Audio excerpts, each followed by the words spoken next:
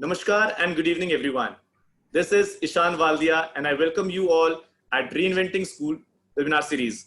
This is the first webinar of the 9th week, and we will ideate, debate, and discuss on the topic, a place for emotional well-being in academic curricula.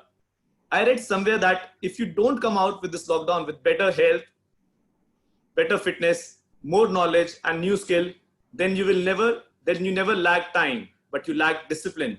So this is for our audience out there. If you all agree with me, I request all of you to come closer to your keyboard and write yes in the chat box.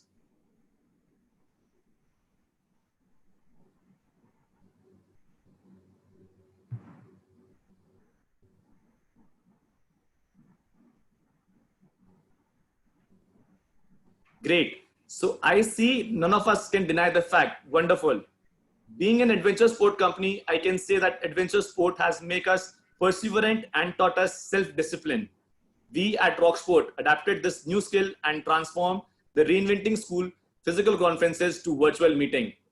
While many of us may find this work from home situation challenging, one of its perks is that while doing the most difficult task, we can still sip on our favorite homemade beverage. Today, I'm very much excited to introduce our panelists, and I also want to share that I have joined this conversation with my energy drink, and that's the all-time favorite masala chai. वो कहते हैं ना, मजबूत रिश्ते और कड़क चाय धीरे धीरे बनते हैं. तो चलिए चाय पे चर्चा से उन्हीं मजबूत रिश्तों की शुरुआत करते हैं. So let's ask our panelists about their favorite hot beverage. Are they a coffee person or a chai lover? Let's start with Dr. Paramjit Kaur, ma'am, principal at BCM Arya Model School, Ludhiana. She is a national teacher awardee and a strong believer of never stop learning because life never stops teaching. Welcome, ma'am. So please tell us, what do you drink to bring back your energy? Nowadays, I'm taking kada. Wow. As everybody says that it is good for everyone. So normally this is my time to drink my kada. So I'm here with my kada. I also heard, ma'am, it helps you to boost your immunity. Yes, that is what nowadays is required. So I've fixed up. Normally after my lunch, when I went this time, I normally have this for myself.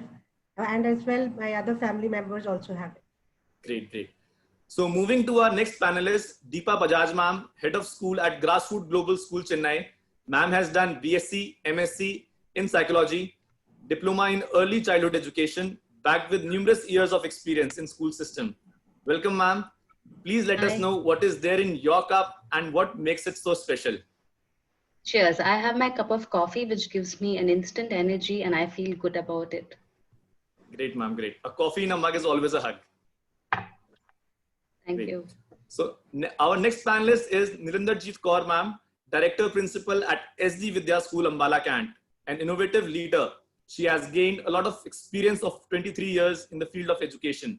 She has been awarded thrice for her commendable work as a principal by the Speaker Haryana. Welcome, ma'am. So what is the secret drink in your cup today? Good evening. I'm here with my ginger tea. And ginger tea is something which brings all the creativity in me. And I just love sipping my ginger tea and bringing out the best in me. Oh, wow. That's lovely, ma'am. So our next panelist is Reena Rajpal, ma'am, principal at Darbari Lal DAV Model School, Shalimar, Bagh. She has received Principal Leadership of Outstanding Endeavors in the Life Empowerment Award for School organized by Expression India in 2017. Indeed, a great topic for you to talk about. So, ma'am, is it a tea or a coffee?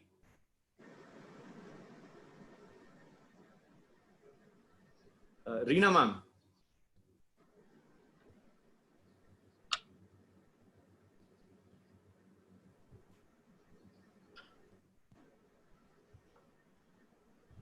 I guess, Reena, there's a little... Ma'am, you need to unmute yourself.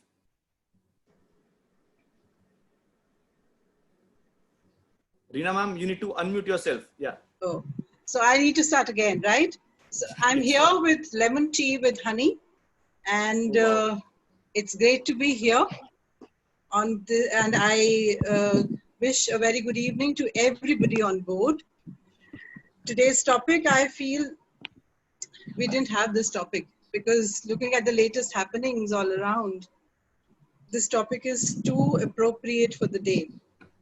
But then, all the best to all of us, and thank you, Rocksport. Thank you, ma'am. Our next panelist is Richa Kumar, ma'am, ex-principal at Orchard, the International School, Pune.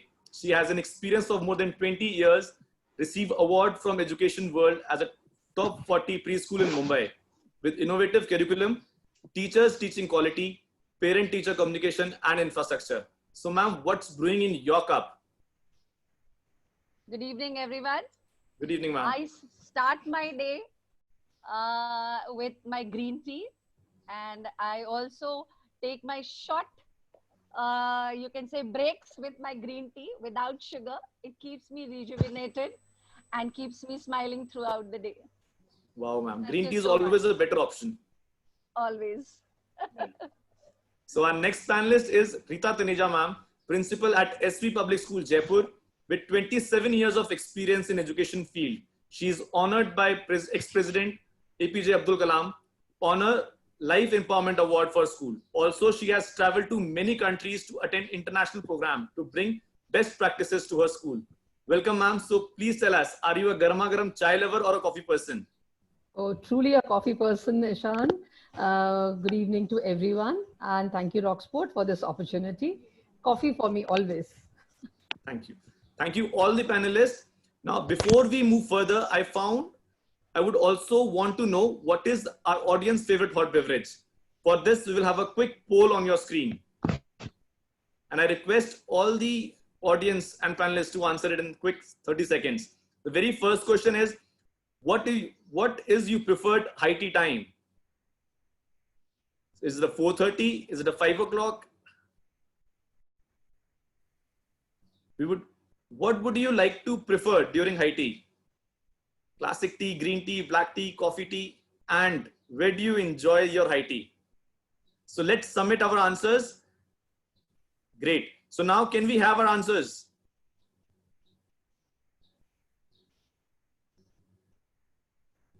Oh, wow. 50% people says that they prefer to have their high tea at between 5 to 5:30. That means that it is the right time. And most of the people, they prefer classic tea. And almost everyone enjoy to have their cup of tea at home. Wow, that's great. So now, let's see what the results have. I request all the audience to keep writing your question in Q&A box, as we are going to have Q&A session towards the end of the webinar. Also, today we have to take a question and will allow audience to directly ask the question. So the topic of today's webinar is a place for emotional well-being in academic curricula. And I request all the panelists to share their thoughts and opinion in 5 minutes. We also have a buzzer to remind the panelists that 4 minutes are over. Hope that will be helpful. Now I request Paramjit ma'am to kickstart the conversation. Over to you, Paramjit ma'am. Hi, am I audible? Yes, ma'am. Okay. Good evening, everyone. And I'm really thankful to Rocksport for choosing such a wonderful topic for the day, that is emotional well-being amongst children. Emotional well-being or the mental health of the children, I think that is the burning topic that we have today, at least seeing yesterday's serious thing that happened. Sushant Rajput committed suicide. And I think I couldn't, quote a better example than this. Our children have to be mentally strong. These are the testing times. And if we don't build up that mental strength in our children, I think we are not doing a job well. And nowadays, when we talk about mental health, growing up is getting even harder. Earlier it was not so hard to grow, but growing up is a challenging job these days. The children are exposed to 24/7 online things. It's addictive. It's confusing. Children do not know what to do, and it is we who have to guide them. This is what is required. We have to build in those qualities in them, and we have to make them aware. Just like your physical health, your mental health is equally important. Just as we are proactive right from the beginning, the parents tell the children that yes, you should be, you should take up a game, go for exercise, go for a jogging, do this, do that. But what do we do for our mental health? Somewhere there is a miss, and we have to build resilience in our children. We have to teach our children that you have to take care of your mental health just like you take care of your physical health. I think then that things would get a little better. As of now, if you just see a normal classroom, there'll be at least, you can identify at least 4 children in a class, 3 to 4 children in a class who have diagnosable mental problems, some sort of mental problem. So it is that serious, and it's high time we take it seriously. If we talk about emotional well-being or mental health, how do we define it? There'll be a great discussion in that. There'll be so many things coming up. We define it this way. We define. Let's leave it and let's take what WHO defines mental health as. Mental health is defined as a state of well-being in which every individual realizes his or her own potential, can cope with the normal stresses of life, can work productively and fruitfully, and is able to make a contribution to his or her community. This is what mental health or emotional well-being is all about. And I think everybody would agree that the academic excellence, satisfaction in life, happiness in life, all depend on emotional well-being. If a child is emotionally strong, is mentally strong, he will definitely do well in his life. This is that important. And if it is that important, why are we not taking care of it? And there are 101 ways in which we can start taking the start taking care of the mental health of these children. And believe you me, if we all are running after academic results, grades, and children will do well here. Children, we want them to do they want them to be 90 percenters, this that. But understand that if a child is emotionally strong, all academic excellence will follow. So we need not worry about academic excellence once we've made the child emotionally strong. Now, how do we inculcate this mental strength into our children? The first important thing is embedding this emotional learning in our academia or in our curriculum. We have, as the topic says, we have to inculcate this in our curriculum.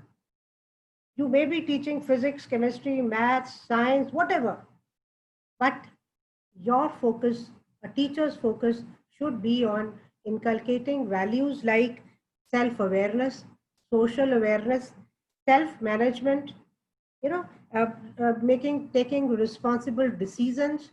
All this should be inculcating in the teaching that we do, so that the children take up these, they start learning these things while they are learning the subjects. So this way, inculcation, this integrating emotional learning into our curriculum is a must. And each one of us, we have to empower our teachers for that. We have to make the teachers understand how they can teach their subject by inculcating these things into their this thing. There's not a big their assignment, a big job that we have to learn something else to teach our subject this way. No, not at all. Your assignments, your worksheets, your group activities, or individual activities could be concentrating on these things, that this is what I want to inculcate in children. And while teaching my subject, I inculcate these things also in the students. And the second important thing, or the second way in which we can, make our children emotionally strong, is enhancing learning environment. When we say enhancing learning environment, this would be that we have to have a classroom which is very caring, which is very positive, and which is very safe. There are students who would need a targeted level of support.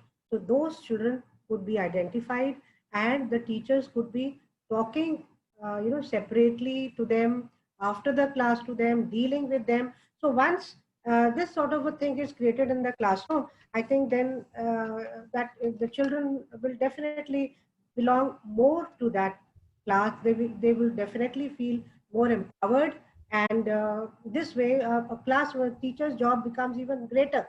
That yes, I have to identify those children who need this targeted support.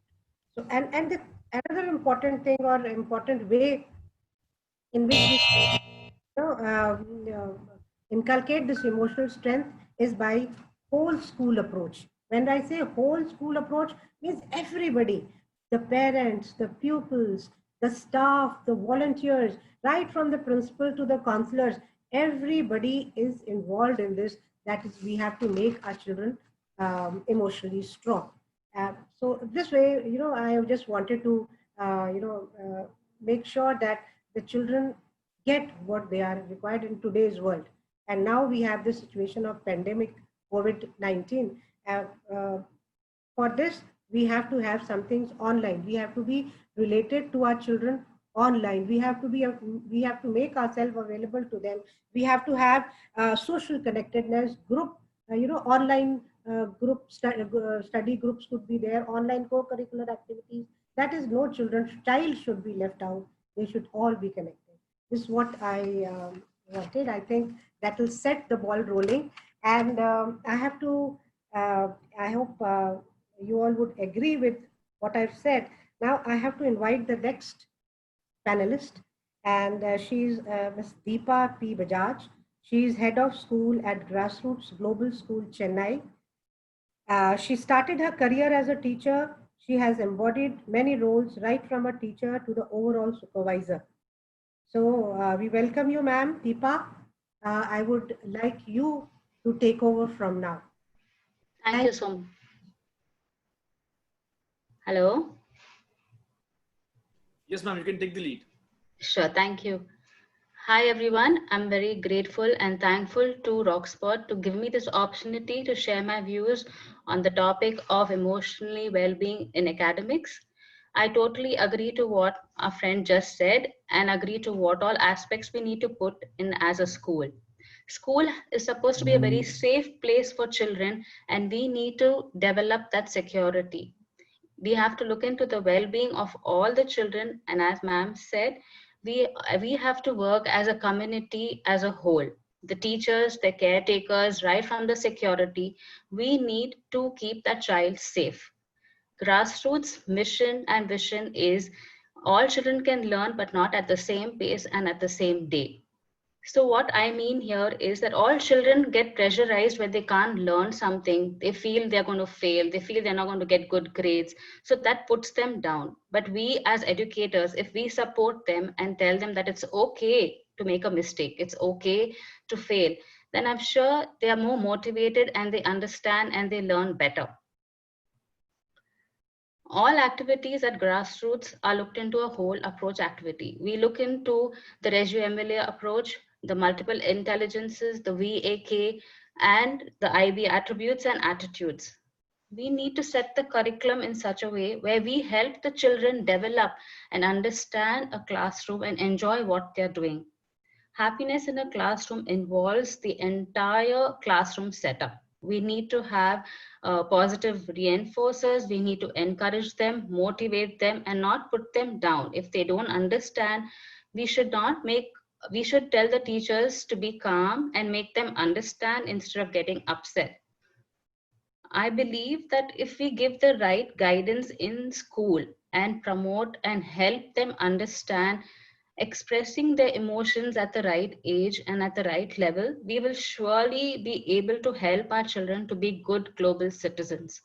It is very important as educators and with the years of experience we've had that we can help these children develop. We know how it is to be emotion. As adults, we go through different emotions every day. And I'm sure children go through it too, but they're not able to recognize it and they're not able to express their views. So we as educators and adults, we need to help them understand what they feel in a classroom. And it's okay to share what they feel. We should be flexible, caring, and give them that support that at any point they can come and speak to anybody at the admin or the teacher to see and how they feel about what they are undergoing. Classroom setup is very important. We need to have activities set in such a way that it is child friendly, that each child can participate, it's enjoyable. It's only then all children will enjoy what they're doing. Again, here I would like to state what I feel is that all children don't love the same activity. Some children love painting, some children love drawing, some love coloring, some love to read a book. So we need to have a classroom set where we have different activities for children in the classroom. This helps them to choose their activity and start off the day with a good mood and a happy moment. Happy moment creates happiness in the classroom. Children are happy, they're not pressurized. And we also look into the learning styles. I feel the learning style is very important. If we know if the child is a visual learner or a kinesthetic learner or an auditory learner, it's easier to make activities and help the children in developing their learning. All children learn differently. They come from different backgrounds, they have different challenges, they have different strengths, weaknesses, potentials. We as educators need to support and understand what the difficulty is, and for that we need to create a relationship with children. Not only we, the teachers, the parents as a whole. So as today's situation and scenario is, we all are undergoing the scene of COVID, and we need to guide our children and help them find the right activities to work on and rationalize with them for what it is happening. If we don't reason out and rationalize things to children, they will have certain doubts. So we as adults, with our certain years of experience and being in this field where education and academics need to be, education plays a very important role, but so does co-curricular activities, music, drama, movement, stories, all as a part of growing. And each and every child could have a different interest and different mode of learning. So we should understand and help children to find their area of interest and help them to participate in academics as well as physical activities. Physical activities keep us active. They kind of help us to think, analyze, reason out, and work towards our potentials. So yeah, I would like to conclude by saying that we as educators should support the entire system, that is all individuals, children who come to us or come to anybody, because we feel that to be emotionally balanced is the most important. Thank you so much.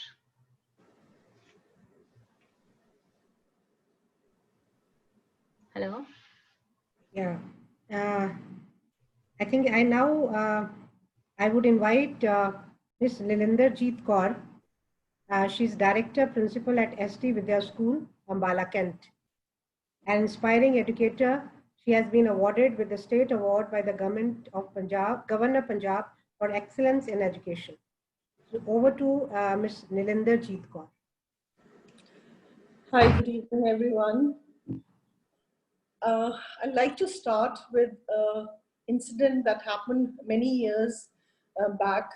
There was this army officer who, with his wife, stepped into my office, and tiptoed behind them was his son who was in grade 7. And the child, when I looked at the progress report, the child was coming from a very well-known boarding school of our country. And I asked the parents, why do you want to shift the child into a day school? And why the child is already going to a very good school. So why do you want the change? What brings you here? So the mother, very teary-eyed, said that, we just want a different environment for the child. We want to shift our child. So I asked them, there must be some reason, what is it that you're looking at from our school? So the only thing that they said was that please make sure that you build the self-esteem of our child. We're just wanting our child to come up with self-esteem and believe in his own self, because he's lost all that. He feels he's good for nothing. that is the moment when I felt that I really needed to look into my curriculum again and to see if my curriculum was going to provide the nourishment that this parent was looking for. And that's when, this journey of adding the nourishment other than the academic nourishment started in my career span. And I felt when we talk about emotional intelligence, when we talk about the emotional quotient, the intelligence quotient, we talk about social quotient, we talk about spiritual quotient, we also talk about, different other quotients, but what we generally forget is the adversity quotient, as well as, because I feel our children lack fortitude, they lack determination, they lack grit, they lack perseverance, they are not, they don't believe in their own selves, just because they are under educational trauma at times, which I saw in that child, that the child was emotionally stressed. And the best way that we brought this child, the child is still studying in my school, and the way we brought this child out of his emotional stress was something which I like to share with all. We started off this circle time in our school, where all children sat together with the class teacher in a very informal setting, as children would sit with their parents on a dining table after the dinner. The children used to sit around the teacher and just come out with whatever they had to share with the teacher, be it, a day's experience or any kind of emotional stress or any kind of incident at home, anything that the child wanted to voice, the child was given that platform. And in a classroom where normally the teacher is doing the talking, circle time was one time where the child was doing the talking. And the teacher was only listening to the child, patiently giving the child a very calm environment. A child was given a patient ear, showing him that he was very important and he would be heard, and all that he was saying had some meaning. So we started off this circle time, and children came up with their stories. Children came up with their, bullying at school. Children came up with the good touch, bad touch incidents. And we were surprised and amazed at how children, came out of their shells and spoke. So I feel every school should have a minimum 30 minutes once a week for circle time, where children can just informally sit with the teacher and just reach out to the teacher without the teacher being judgmental about the child, without telling the child whether he was right or wrong at a point of time, but only giving a patient ear to the child. And I feel, another thing that we implemented was this Smiley Bench in the school. So we placed the bench outside, and any child who felt sad would come and sit on the bench, and other children would notice that this child is under stress or this child is not happy today. Children used to run to the child, take him along, and make sure that the child was, felt wanted. The child felt that the school was providing an environment where, the moment he was sad, there were other children who were noticing that. So I feel, this is one activity which really helped bring out emotionally devastated children, and we saw so much of performance, academic performance, by 20% in the child who had come from the boarding school. So this is just one example which we've implied, on most of our kids, and it has shown beautiful results. Yeah, thank you. So Paramjit ma'am, with your due permission, it is a time for the poll. So can we have the poll on the screen?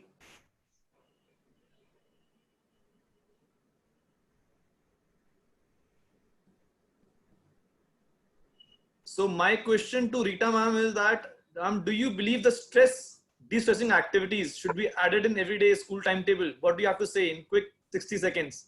Rita ma'am. Absolutely. We need such activities. And if I could share, we've added one small activity. We play some contemporary music in the interval or the recess period. And some children dance, some laugh, and it becomes a beautiful time to watch them. So, yes, absolutely. De-stressing activities are needed during the school curriculum. So let's see what our audience have to say on this. Let's see the results.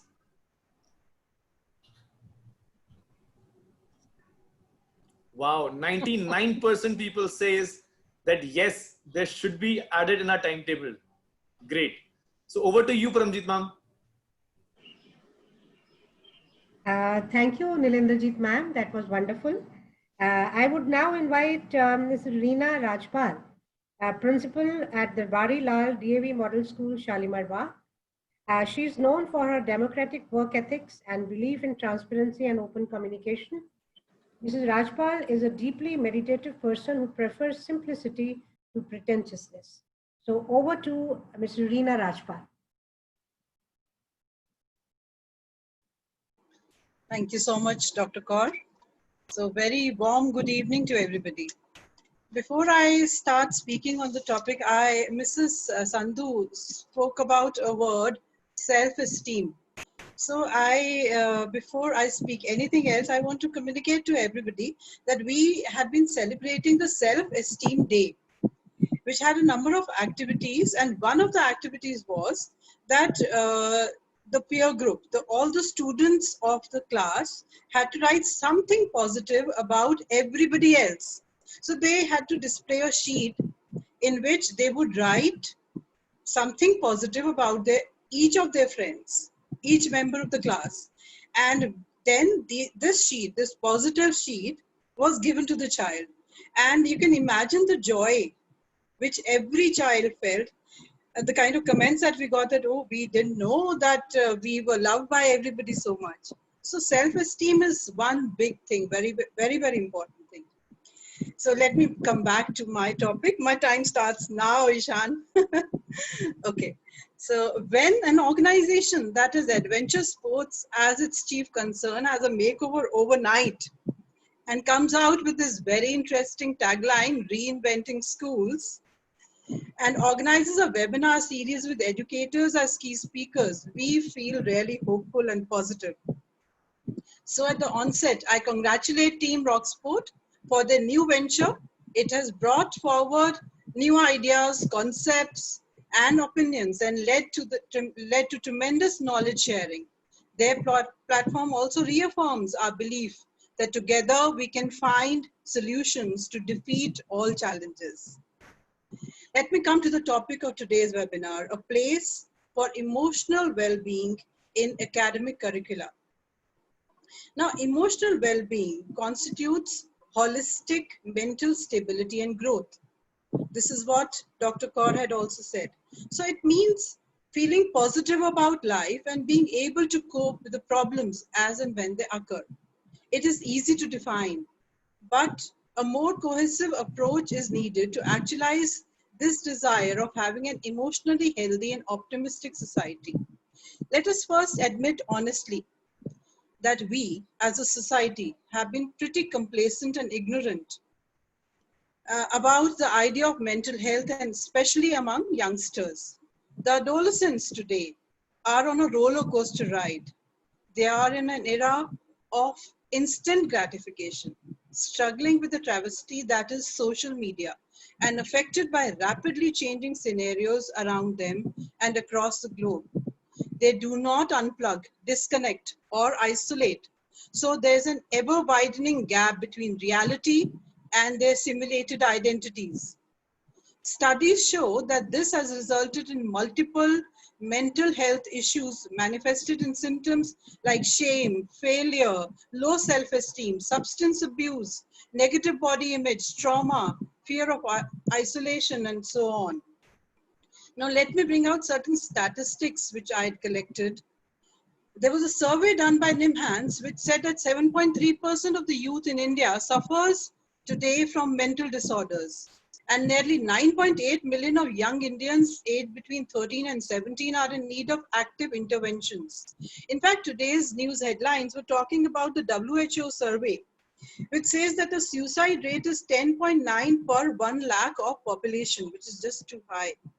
And 6.5% of the population suffers from serious mental disorders. Now, this is a sad situation and we need to take care of it.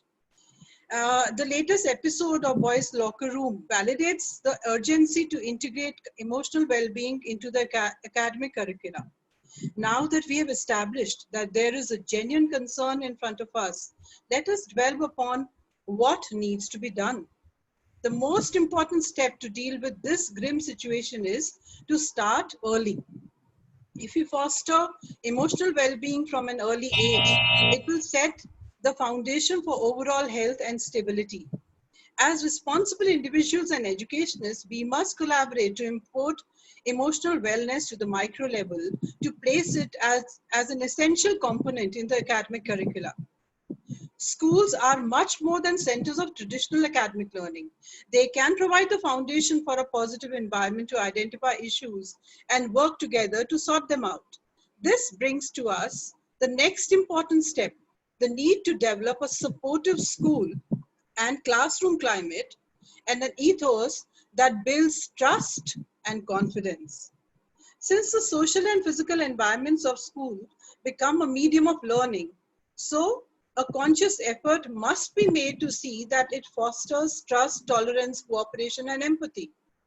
Though it is mandatory for schools to appoint counselors to cater to the special needs of students, it is very important that the teachers are sensitized and oriented in assessing the mental wellness of the students. Regular in-service programs, normally they focus on academic training, but I believe that they must focus on this aspect as well.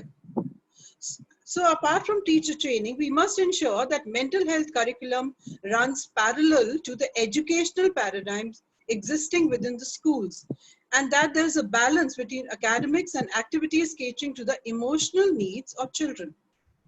There should be a dedicated time for de-stressing activities in the curriculum. For instance, involving students in relaxation techniques like deep breathing, muscle relaxation, meditation, peer sharing, music therapy, etc.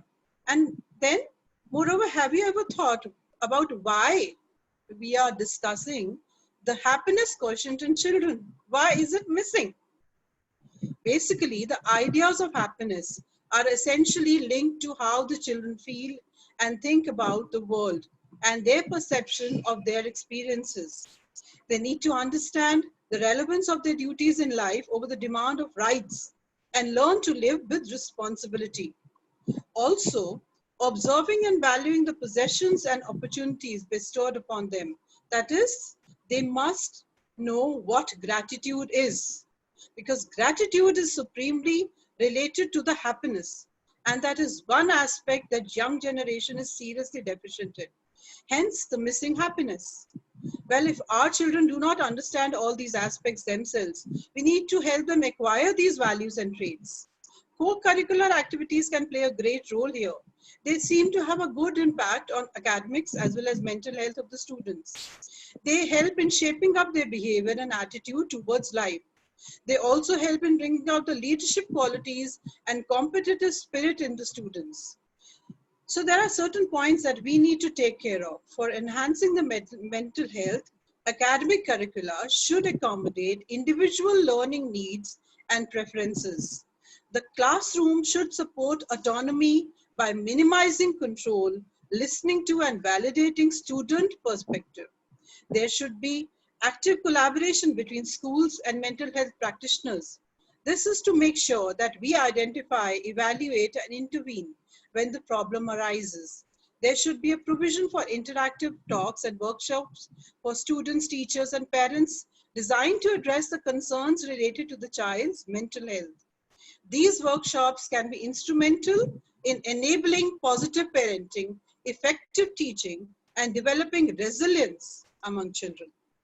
In conclusion, let me say that what constitutes any great civilization is not just its academic and intellectual achievements, but also the stability and welfare of its people.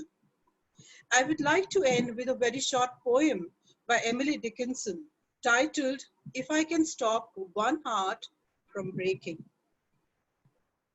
If I can stop one heart from breaking, I shall not live in vain. If I can ease one life, the aching, or cool one pain, or help one fainting robin unto his nest again, I shall not live in vain. I thank Team Rocksport for providing me the opportunity to express my views on this very significant topic. I wish for all of you sound physical health and great mental well-being.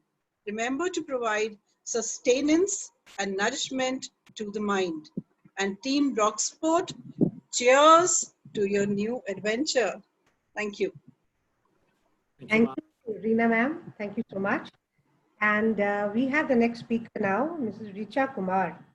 She's principal at GCC International School, Mira Road, Thane.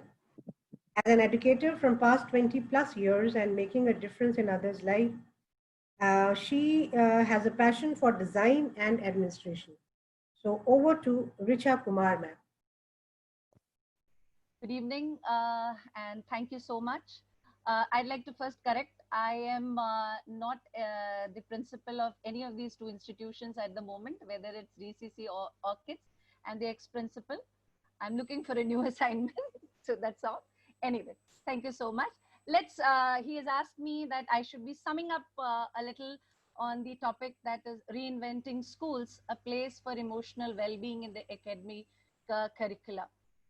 All of you have expressed it very beautifully.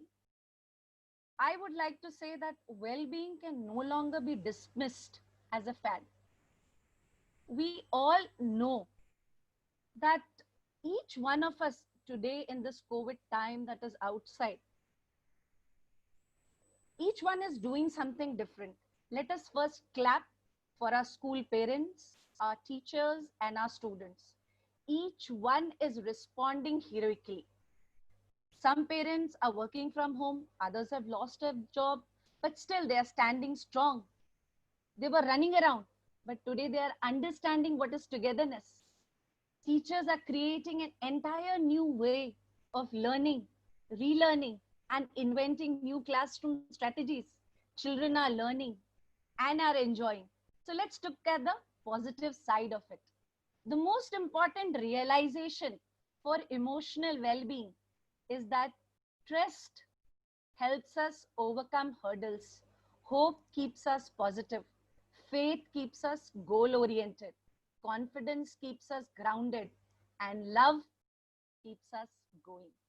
And that's what is giving us go ahead in this time of real, every day we are listening. Yesterday was a very shocking day for all of us. It's very easy to say, let's reduce smartphones. Let's stop children video playing. But is it the solution? I think we need to change our way of conducting ourselves. More of, when I'm looking at a family, I think more families need to have activities where they're involving each other. Children need to have day-to-day, they need to involve children in the day-to-day course. They need to create moments of magic, moments of togetherness. They have to understand how to handle failure and stress first and not focus on those examinations that are coming each day for them. Because here, when 20 decades that we have been teaching and learning, we've seen how life skill teaching has changed to SEL teaching. That is socio-emotional learning, because that's the need of this time. So we need to reinvent. We need to see how things can be better. We need involvement of our psychologists, our counselors for mental wellness. How? By conducting good storytelling sessions that are value learning and de-stressing, because this will help them, understand things in a new perspective, because this was what was being done when we were 20, 30 years back, when people were happy around. What was the reason? The reason was the moments of togetherness. We had somebody to whom we could go, sit, listen, enjoy. But today it is missing. But I think this situation that has come is the time to reinvent, is the time to reset ourselves in a new pattern, which brings more of emotional well-being of the families together. Another very important thing is strengthen the home-school community partnership by involving school, parents, teachers, school authorities, education industry stakeholders for participative and collaborative learning. We should have, as man said, good workshops of meditation, physical fitness, art expressions, music and dance to celebrate togetherness. We know we have had a shift from teacher-centric education to student-centric education. We understand this, but we have to change the classroom engagement process.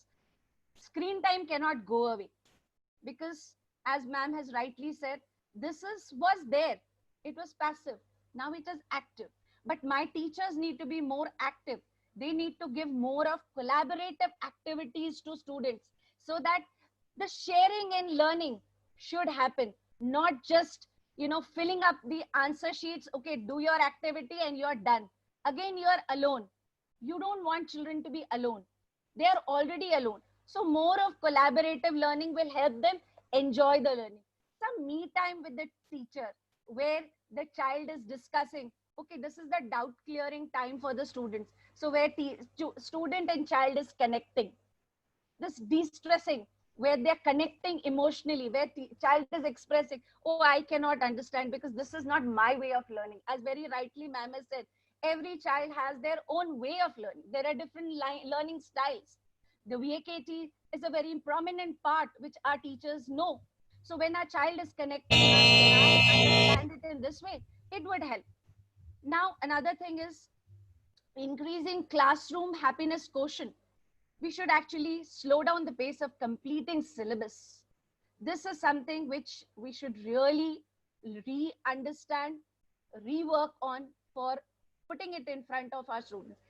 Rockstar has done this very beautifully, where you're talking about the activities are very important part. I say yes, because they're all skill oriented. If I'm teaching cricket and I want my children to learn maths, it can be taught in a very beautiful manner.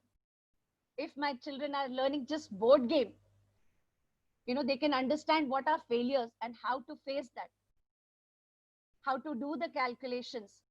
Suppose you're just playing Ludo, you are basically helping the child in learning the numbers, the right way, the additions, the subtractions.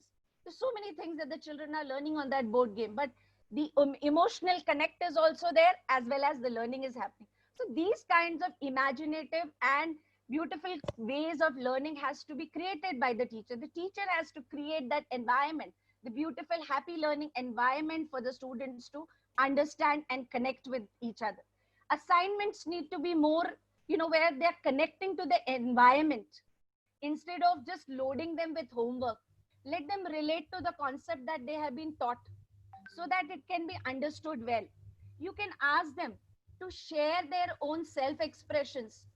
It could be through a diagram. It could be just through a video expression, because that is what is actually needed. The teacher has to be evaluating her teaching methodology. The student need not be assessed, because Thank you, child ma'am. will learn. Thank you so much. Thank you, Richa. It was a wonderful work that you all have done for us, and we could share on this platform how you can strengthen yourself emotionally. Thank you, ma'am. Over to you. Thank you, Paramjit ma'am. Thank you, Richa ma'am. Sorry to barge in, but it is the time for the third poll. Okay. With your permission, can we have it? Sure, please go ahead. Right. So can we have the poll on our screen? And the question is, do you think teachers should be trained on increasing the happiness quotient of a class? So what do you have to say, Reena ma'am?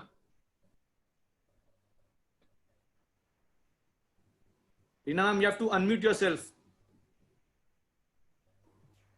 Yes, I was talking about it in my write-up also.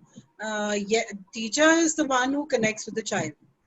So if the teacher is talking about everything happily, or the happiness quotient in the classroom is high, then the learning quotient is also high. the spiritual quotient is also high. So everything, EQ, IQ, everything would be higher. So happiness is the underlying factor. It must be there. Right. So what do you have to say, Deepa ma'am? Should it be there? Yes, I agree to what ma'am says. It's very important to have happy classrooms where children enjoy doing their work, display their activities, and have fun in what they do. Oh, great, great. So can we have the results now?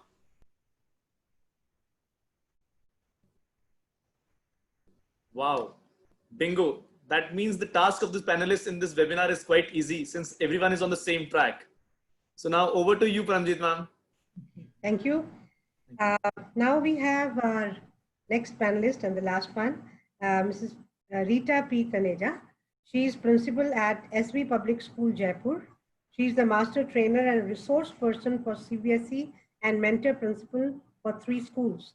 She has published a series of books for class 1 to 5 on English conversation. So over to Ms. Rita P. Taneja. Good evening, everyone. Very warm evening to everyone. Thank you, Team Rocksport, for bringing such an important issue to the forefront, and especially in the pandemic era where all of us are feeling very challenged. It is time that we realize that holistic development that we keep speaking about, now is the time to show how strong we have brought our children to be.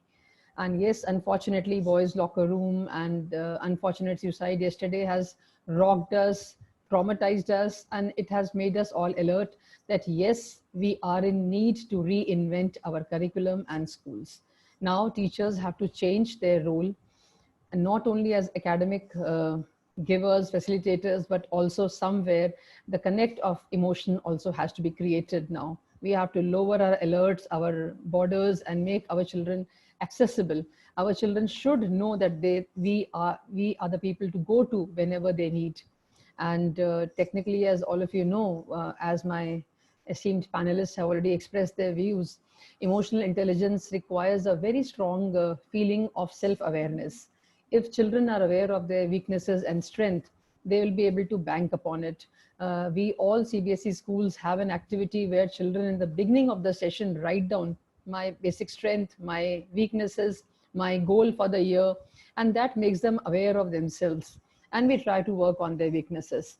We try to use the input that they give in the beginning of the session to motivate them, to regulate them, because children are living in a society of surplus.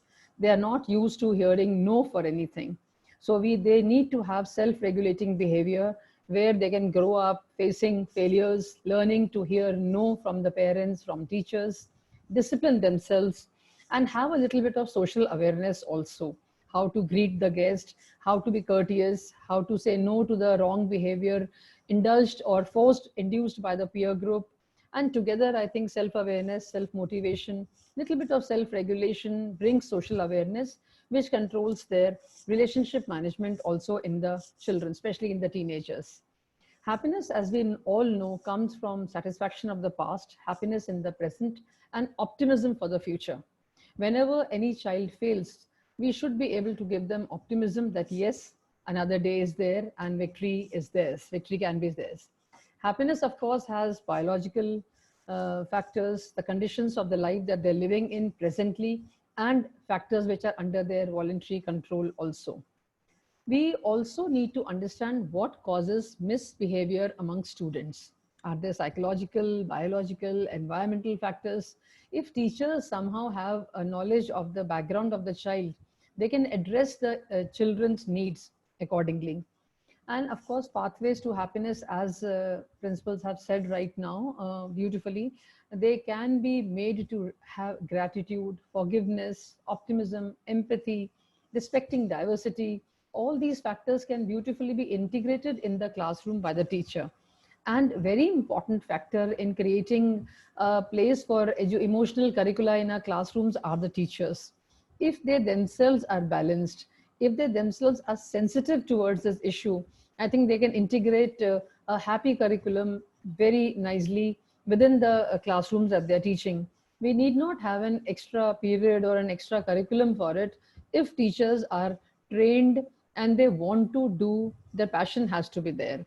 We can teach our children to how to maintain the home and the school balance, Time management can be taught to children, thereby decreasing the stress in their lives. Rational thoughts, or rather critical thinking, decision making can be strengthened, which I see in our children of Indian society, pan India. Decision making is very low amongst our children. We need to do solid counseling and teach them the steps how to make decisions on their own, some way to strengthen their inner voice so that they know what they're doing is right or wrong. We need to give them some meaning in their life. We need to set goals for them, and we should enable them themselves to empower them to set goals and try to make a pathway towards success. And physical happiness is also very important. As Reena ma'am said, spirituality, meditation, and creating some hobbies are very important. Like we see on the road, a traffic light is given. We need to teach our children the three signals. We need to teach them to stop when the red light is there, when they are faced with some kind of a negative situation, that they should pause, realize what the situation is, think, and then act upon it. That will ease their tension. And of course, we need to have children who are engaged, who can explore, do research rather than rote learning. Teachers need to give a reason for whatever activity the children are going to be engaged in. They should not do an activity just because it is there in the syllabus. Elaborate and evaluation of the activities should be done. We have a lot of activities and strategies that we use in our school. The fishbowl discussion, the jigsaw discussion. We have a project-based learning which enables, empowers the children, gives them a lot of characteristics of the happy child. Engaged learner is always a happy learner. We can have a gallery walk of the work that they do.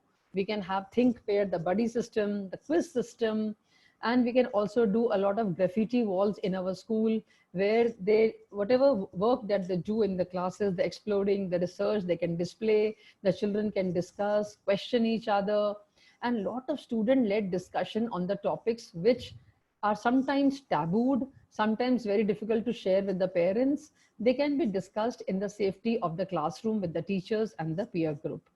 It's very important that children learn with the teacher and in the class.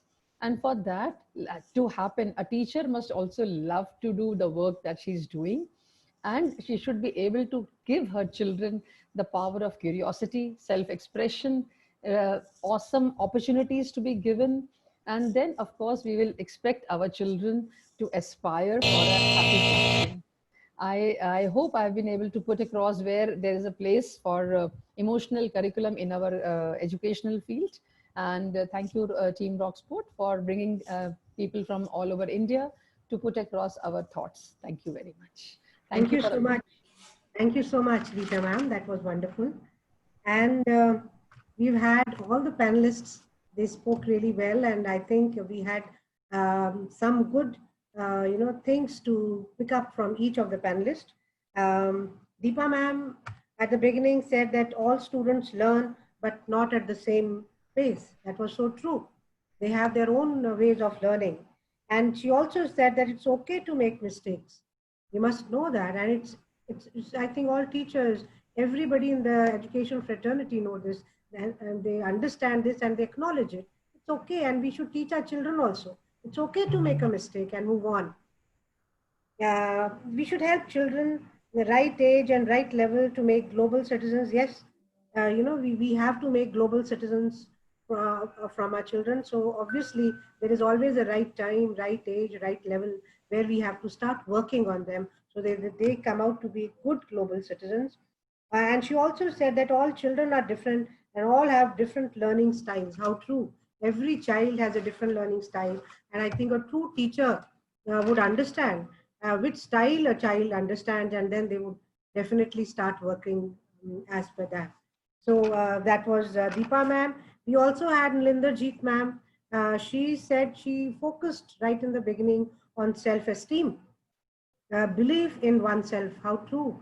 And if we all understand this and realize this, I think this itself will give good mental health to our children when each child is made to understand what self-esteem is. And she also talked, where I like this, adversity quotient. It's so important. And then she also mentioned about the quality circle time with the class teachers. I think that is really, really beneficial. Even in our school, we have this quality circle time where the children, in a very informal manner, discuss the issues with the teachers, and the teachers don't, they're not judgmental at that time. And so this really, really helps. And she also had this concept of smiling bench. I hope we come out of this situation and we go back to our schools and we once again have those wonderful concepts that we have been building up in our schools. This was really nice, the concept of smiling bench. Reena ma'am, yeah, she in fact shared that they all have a self-esteem day. How wonderful. That's really great. And then she said that emotionally healthy society, obviously emotionally healthy society, we really have to work for that. And she also mentioned about this, the today's generation, they just want instant gratitude, gratification of everything. They want everything at the same time. There's something, and then these youngsters are on a roller coaster ride, she mentioned. How true they are on that, and that is why they land up in all those troubles. We have to tell them, take life easy, the way it comes. And she also mentioned that we have to start early. We just cannot wait longer. Okay, let this be over and then we'll do it. Let this be over. No, we have to start early. And then she also said that there has to be a balance between academics and co-curricular activities. It's really true and it works for everyone. Richa ma'am, she said that it is the time to reinvent and reset ourselves, and not only ourselves, but all the stakeholders who are with the education department. They have to reinvent and reset themselves. All the stakeholders have to do that. And she said that learning environment for students, we have to convert, this good learning environment. We have to, that environment has to be conducive for children to learn better. Rita ma'am, she said that our children should be self-aware. Yes, I think when children are self-aware and all those activities that we do to create awareness in children, that does wonders for them. She also mentioned, she laid a stress on self-motivation, how to, and she also said that teachers have to be balanced. If they themselves are balanced, obviously, then they'll be able to create balanced students. Then they'll do justice to the students. Decision making in children, she laid emphasis on this. And I would add, it should be responsible decision making in the children, that is important. And she also laid emphasis on giving optimism to children. Yes, that is so good, of giving optimism to children. And I think all the panelists were wonderful, and we had, so many good takeaways from them. And now I have some questions which I'll be shooting to each of the panelists, and I would read out the question and then I will ask the panelists to answer. My first question is for Deepa ma'am. Deepa ma'am. Yes, ma'am. The question is, what according to you can schools do more to promote mental health of students? What according to you can schools do more to promote mental health of students? I feel for mental health, we need to give them the strong support of allowing them to express themselves and understand what it is and what they are trying to face and undergo. So mentally, if you're fit and fine and you can do your activities well, you can focus well, you can concentrate well. So if the activities are framed to develop their cognition, that is their thinking skills, analyzing stuff, I think it would help them mentally, because they are focusing on the activity which they are allowed to think and allowed to work with reflection.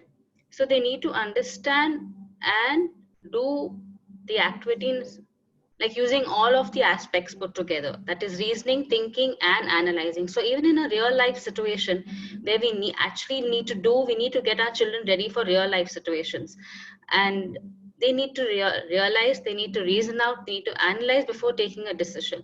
So I feel it's important to focus on cognition, where they can develop their thinking skills, reasoning skills, and analyzing before taking a step or before doing something which could be harmful to anybody. That's great. That's great. Sorry to barge in, ma'am, but since we are running out of time, I request all the panelists to share their views in quick 60 seconds. as we all are running out short of time. Over to you, ma'am, please. Okay. I would, to create a good, mentally efficient students, I think we need to make all the stakeholders aware of it first. Our teachers should be aware. Even the school leaders have to be aware. The parents have to be aware that we need to create good mental health in our students. I think that would make all the difference. And when we do exercises, we do some activities which make our children strong, mentally strong, I think we've done our job. That's from my side. Right, ma'am. So for the next question, I would request Richa ma'am to answer the question. And the question is, ma'am, what are some of the initiative that your school has taken to improve mental well-being of the students? The schools that I have worked, we have given sessions for the students on SEL, that is socio-emotional learning, wherein activities were given in terms of art expression, in terms of physical activities, in order to understand where their learning is and what is their mental state towards it. That has been the core focus. So that has really helped the students develop a very good rapport with the teacher. They have been able to express things with the counselors, and we have been able to establish a good pattern of communicating the same thing to the parents also. Because see, just to the student is not the solution, because the parent is a very important part, because what he is going through at home also matters a lot in the student's well-being, because the few hours that he spends in the school is not apt, right?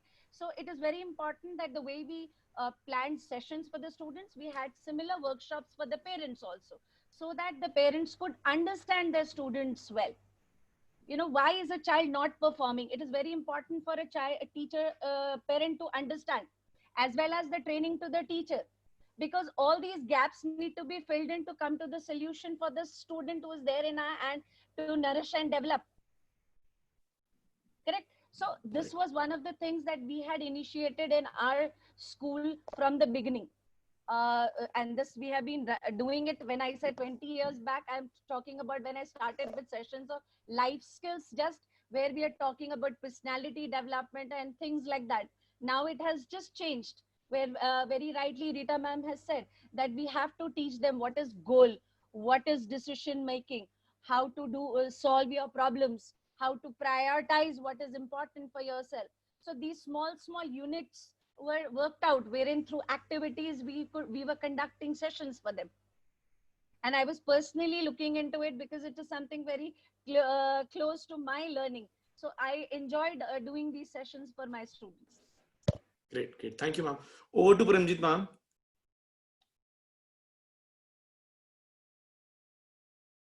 Ma'am, you need to unmute yourself. Okay.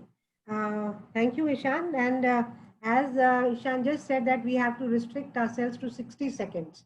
So kindly keep the time limit in mind. The next question is for Neelinderjeet ma'am. How can students be identified who need to help to come out of depression as they do not open and approach anyone? How can students be identified who need help to come out of depression as they do not open and approach anyone? Yes, there are children who do not like speaking about their problems. They do not want to speak in front of their teachers. So we have this beautiful system in our school where we have a school post office, where we encourage children to write letters.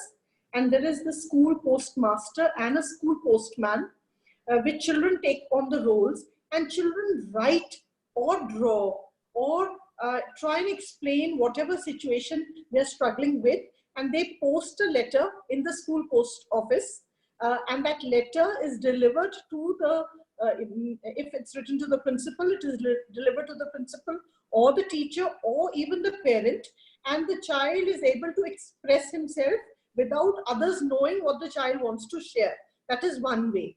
The other way which has, which we motivate the parents to adopt is that in the evenings before going off to sleep, the parents should indulge in pillow talk, switch off the light, and lie down with the child for 5 to 10 minutes and let the child talk about his day routine, talk about his friends, and when the light is off and the child is doing pillow talk, the child comes out with the inner feelings. And this is one way which is very successful, and it helps the mothers and the fathers or the grandparents to know what the child is struggling at. Thank you. Thank you. That was really nice, ma'am. And my next question is for Reena, ma'am. Students are very hyper these days. How a single teacher with over 45 students can keep positive and calm, peaceful response? I'll repeat again. Students are very hyper these days. How can a single teacher with over 45 students keep positive and calm attitude, peaceful, and give a peaceful response? So you must have observed all through your career also that some classes are well managed with one teacher, but not in some other period. Now, maybe the reason is that the child is looking for appreciation. The child is looking for that wow question. So my teachers always come up and tell me that we had this wow session, or we need to put in that wow thing into whatever we are doing. Like if a child has created something and you appreciate that child in front of the peer group, the child is going to feel important. The child is going to feel that, yes, I am capable. And there's no limit. There's no limit to how much they can grow over the time period. So this small time period when they are in the classroom, it's not a time to look down upon them. It's a time to make them feel, wow, happy about everything, about themselves, about the total environment. The moment you happen to do that, they are going to get interested in the class, and then discipline or whatever other problem which can possibly come up won't come up. Well said, ma'am. Thank you. And my last question is for Rita, ma'am. What is more important? It's a very favorite question of mine, and I would love to answer it, but I hand it over to Rita, ma'am. What is more important, intelligence quotient or happiness quotient, and why? Both are very important, ma'am. Both are very important. One leads to the other. A happy child is a happy learner. So definitely, if emotionally the child is sound, mature, confident, he will engage in activities which will bring him success all round. And it will give him the confidence to proceed and learn. The role of the teacher and the parent is of utmost importance to motivate the child, develop confidence, and assure the child that he is proceeding on a right path. Definitely, ma'am, both are very important, equally important. It is high time we really realized it and we worked at it, because we also have to come out of our traditional molds now and look into the needs of today's generation. It is a big alarm has been raised and we need to address our children's need. So we have to be like their friend always, keeping our academic excellence in mind. But now the emotional quotient also has to be really passionately looked into. Thank you, Rita, ma'am. So, Paramjit, ma'am, what do you have to say on the same question? We would love to hear. We would love to hear that. Okay. For me, happiness quotient is very important, more important. And once a child is happy, as Madam also said, once a child is happy, he'll learn more. And if he's learned more, his intelligence automatically, obviously, everything falls in place when a child is happy. And the aim of everyone, I think the teachers, parents, and even the children's endeavor should be to be happy in life. Other things will follow. Great, great. And So, with that, I think I thank all the panelists, but I leave that for Mr. Ishan. But we've had a wonderful, get together. And I thank Rock Sport from the core of my heart for getting us all together and do this wonderful talking. Over to you, Ishan. Thank you, ma'am. So, wow, we had a great discussion. Audience, please raise your hand if you want to ask any question. We can take 1 or 2 questions. There is a small icon of raise your hand on your screen. Click it to raise your hand.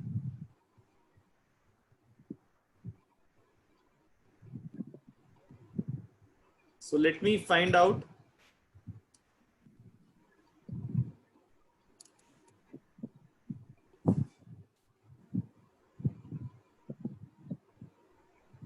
So we have a lot of people raising their hands. So let's ask from Shruti Gupta ma'am. So can we please unmute Shruti Gupta ma'am?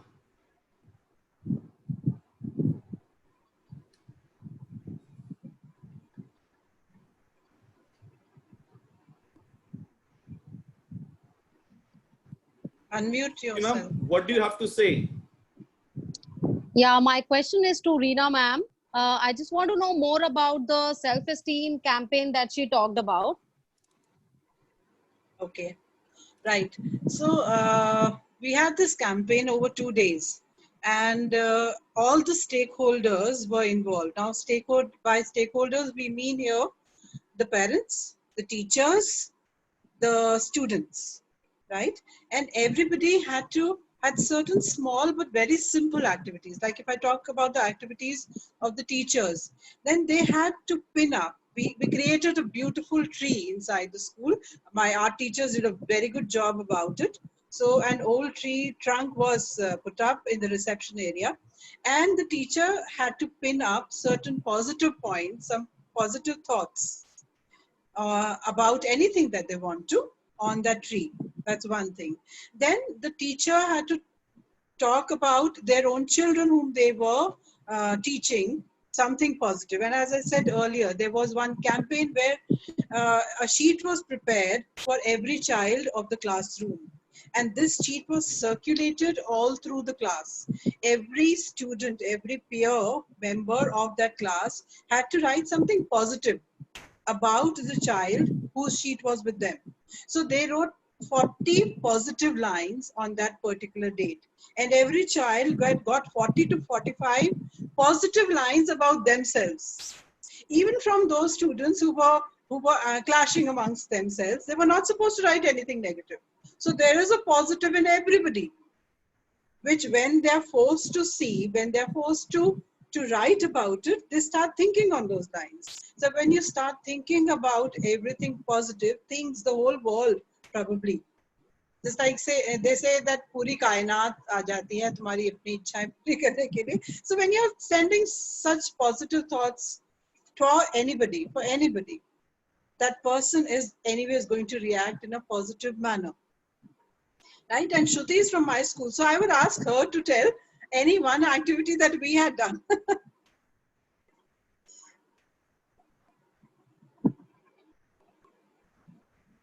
So can we unmute Shruti ma'am?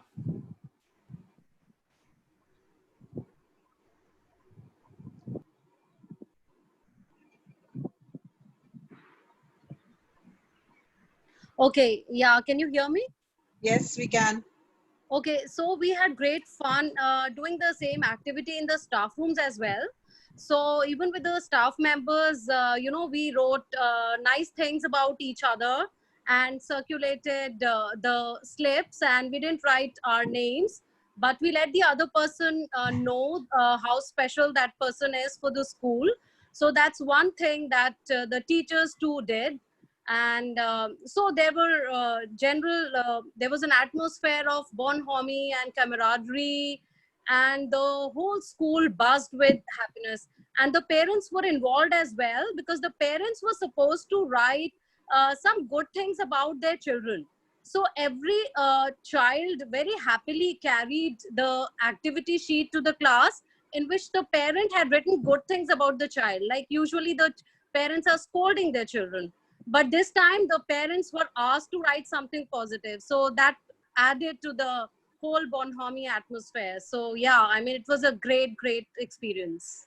And thank you to our principal, Mrs. Reena Rajpal. She was the mentor and the brain behind this. Right. Thank you, Shruti ma'am. Paramjit ma'am, with your due permission, can I have one more question from the audience? Okay. Now, can we have Usha Chauhan, ma'am. Can we unmute Usha Chauhan, ma'am?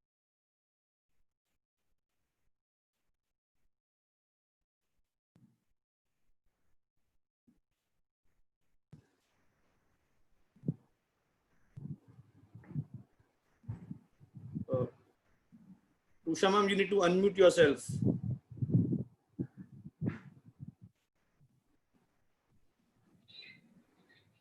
Yes, ma'am, you're audible now. You can speak. Usha, ma'am, are you there?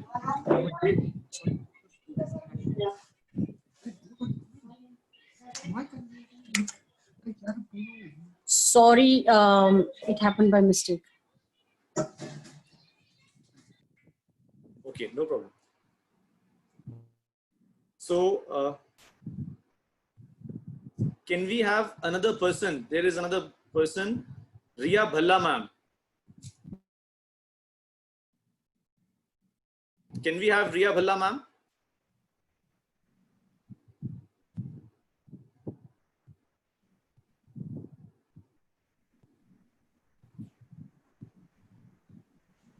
In the chat box, some Meenu Sharma wants to speak something.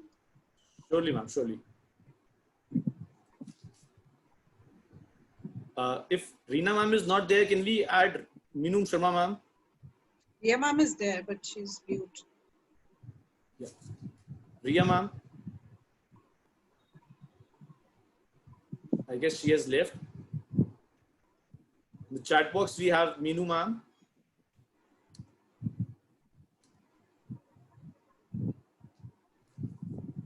Meenu ma'am, Sharma. Meenu Sharma, sorry.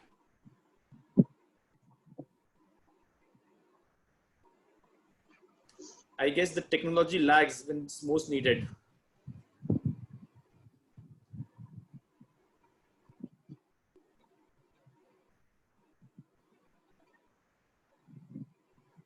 Hello.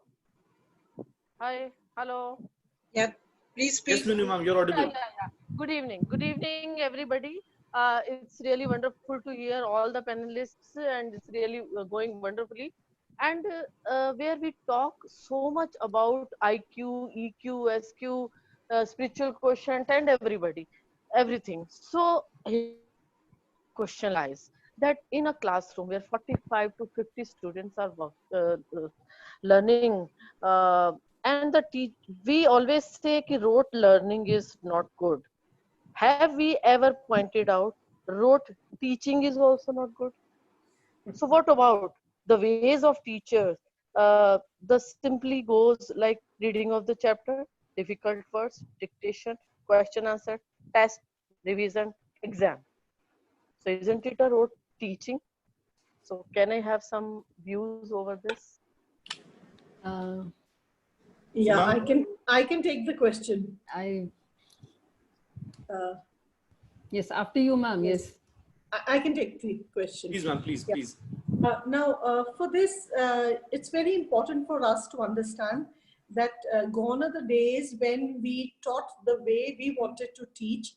Now it's the time we have to teach the way a child wants to learn. So with flipped learning coming in, when we reverse the process, that the child reads a chapter, Googles a chapter before he comes to the class, and earlier we taught the child how to answer questions, and now we will switch it and teach the child the art of asking questions. So from home, he reads the chapter and writes 5 questions for the teacher, comes to this class with the wow feeling, very excited, to ask the teacher the questions, so that the teacher has planned her lesson well. She has, she's ready to answer and take the questions of the child. And that's when the dialogue starts. And the monologue classes and the chalk and talk classes probably, have become a thing of the past. And it's a dialogue that starts in a classroom. And that's how the teacher introduces the chapter by answering the child's, queries. and with the curiosity building, like, most of the time we talk about that you can take a horse to water, but you can't make the horse drink the water. But definitely you can add salt to the fodder so that the horse becomes very thirsty and wants to drink the water. So I feel our teachers need to unlearn and relearn, and our teachers need to understand that we need to teach the way the child wants to learn. Thank you. Adding to this, ma'am, I would like to say now experiential learning is becoming very, very needed. And we all teachers need to engage, understand what is experiential learning, and in every subject have a lot of field visits. Let children learn from real hands-on experiments and things. We really need to design our learning now realistically, where the lesson from the textbook can be brought out in the real life. Until the children understand the real life application, now learning is going to be boring, and they will learn from the Google rather than the teachers. So teachers now really have to become facilitators. Whatever, now we have to walk the talk. Now, whatever we have been reading in the books, we have to do it. We have to come up with new experiments, how to engage our children and make the learning real. How can they understand the volume when they are boiling water? How can they understand the market rates when they are seeing maybe share index? Something real has to be done. If we are not able to do experiential learning integrated into theory, we are going to become outdated. Google is already taking over. Now teachers have to really, really change. And I think these COVID times have shown that yes, teachers have the capacity. We just have to be pushed into it, push ourselves more, bringing experiential learning into our classes. Absolutely, I agree totally, Rita ma'am. We had a great session, and I strongly believe that as a person should act as a master of the life by putting his health, his well-being, and his happiness first. So if you all agree with me, write yes in the comment section. Yes. Great. So now I'm sharing a link in the chat box, and I request all the panelists and attendees to fill in that and give us their valuable feedback about the webinar. I would also like all the panelists for thanking them for taking out such a time and making this an enriching discussion. It was an honor to have you all here with us. Thank you, Paramjit ma'am. Thank you, Deepa ma'am. Thank you, Rita ma'am. Thank you, Richa ma'am. Thank you, Neelinderjeet ma'am. Thank you, Reena ma'am. Thank you for joining us. I would like to thank all the lovely audience out there for joining us. Please follow us on Facebook to know more about the details of the upcoming webinar. The next webinar is scheduled on Wednesday, 17th of June, 5 p.m. to 6 p.m. Don't forget to register yourself. Use the link given on our Facebook page. Our Facebook page link has been shared in the chat box. Thank you once again. This is Ishan Valdia signing off. Stay safe, stay home, stay connected. Thank you, ma'am. Thank you, Paramjit ma'am. Thank you, Rita ma'am. Stop. Reena ma'am. Thank you, Richa ma'am. Thank you, Neelinderjeet ma'am. Have a nice day, ma'am.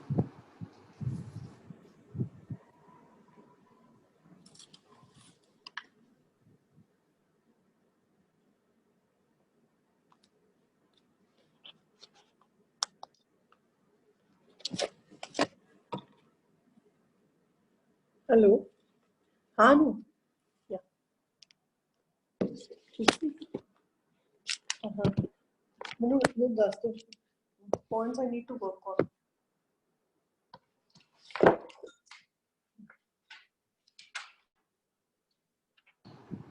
I request all the attendees to fill in the feedback which is shared on the chat box.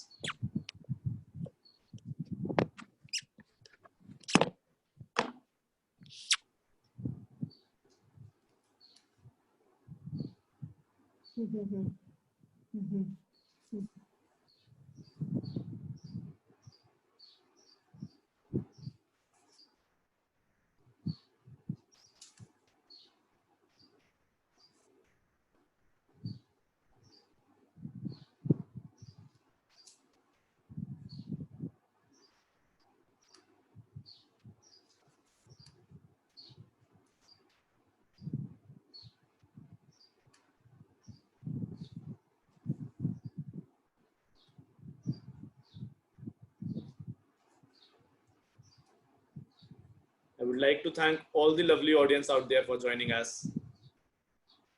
Please follow us on Facebook to know more about details of the upcoming webinar.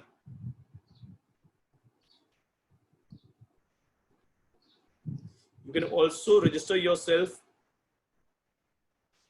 which is given on our Facebook page, to join us for the webinars.